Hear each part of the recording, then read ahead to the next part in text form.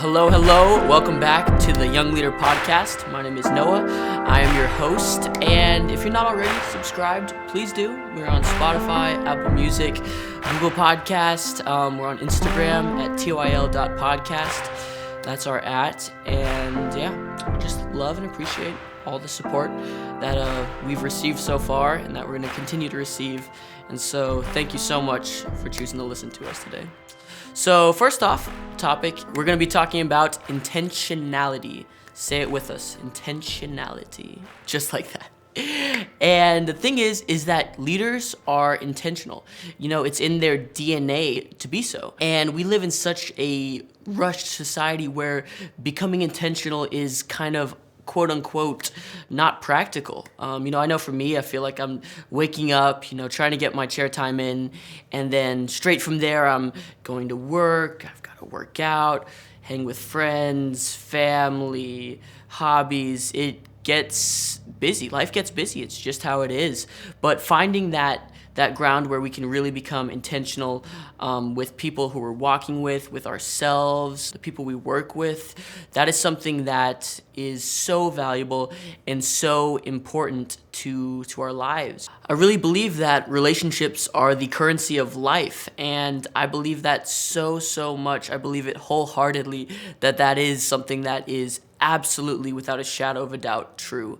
And just like that is true, I also believe that busyness can also become the secret killer of relationships. So what does that look like? Well, it looks like growing your intention. If you're not being intentional already, find little areas in your life to become intentional. For example, it could be something where you send a text to family chat, or you send a text to a friend, just saying, hey, thinking about you. I want to hear about your day. I want to see what you're doing. Just letting you know that I care about you, giving them encouragement, I think is so important to becoming an intentional leader in today's world. One thing that I've started doing is starting asking people who they are instead of what they do. And I feel like this has been something that's really elevated my relationships by just simply saying to people right off the bat, so who are you? And I always get this kind of confused, that's kind of a weird question, but it kind of opens the door to be no, legit, who are you? What do you like to do? What makes you the person you are? And when people feel really invested in, they feel more comfortable. They feel more vulnerable with you. And that's something that's so important when it comes to building these intentional relationships. Growing your intention also looks like asking questions. It's something as simple as that. Asking questions with the intent to understand the answers. And when we do this, we're actually saying hey, I really care about your life. I want to know what's going on. And by just simply asking somebody how their day is, you'd be so surprised at how much of an impact that makes. Even just saying someone's name, hey, Grant, it's good to see you.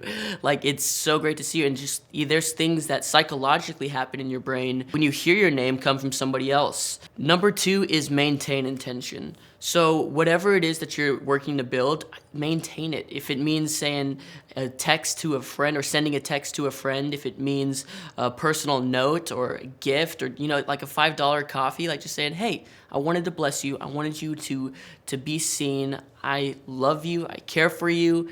Here's Starbucks on me. And it can be that simple. Those little things, you never know the kind of impact and the ripple effect that'll create in another person. One of the coolest stories I've seen in intentionality was when I worked at Hobby Lobby in Oklahoma City.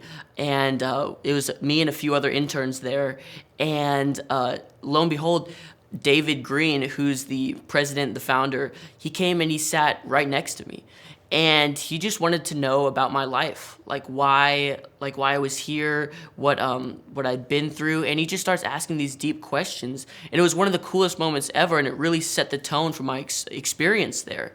And so after we finished our lunch, he got up and went his way, and some of the people were like, "That's pretty cool that the president sat next to you and talked to you." And I was like, yeah, I wouldn't have never expected him to do that, And then somebody else made a joke. They're like, yeah, do you realize his net worth is $7.9 billion? And I was like, what? Like, how does somebody like that want to know something about me?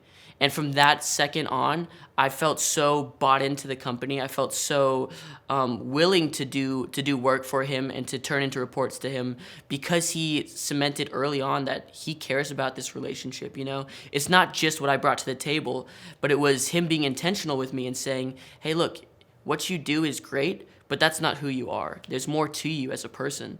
And that was honestly an amazing example of what intentional leadership looks like. And then number 3, personalized intention. This looks like being intentional with yourself. And so finding those things, what are your rhythms, your rituals, like the things that you have to do and the things that you want to do. Like, are there things that you should be doing, like taking a walk, for example, might be one, playing a sport, working out, reading a book, things that you find joy in, that you find rest in. Make sure that you're not compromising those. Now, obviously, there are busy seasons. There are times where, you have to work and you can't always play. But at the same time, you have to find areas where you can grow your intention with yourself and be like, you know what, this is my time. I'm not going to worry about work right now. I'm not going to worry about all these other stressful areas. And instead, I'm just going to focus on growing myself, being a better me, so we can be a better we. So thank you so much for watching today. We really, really, really, really appreciate all the support and you just listening. I hope that you found something today that was beneficial, that can help you along your journey. And so thank you so much again, and I hope that you have a great rest of your day.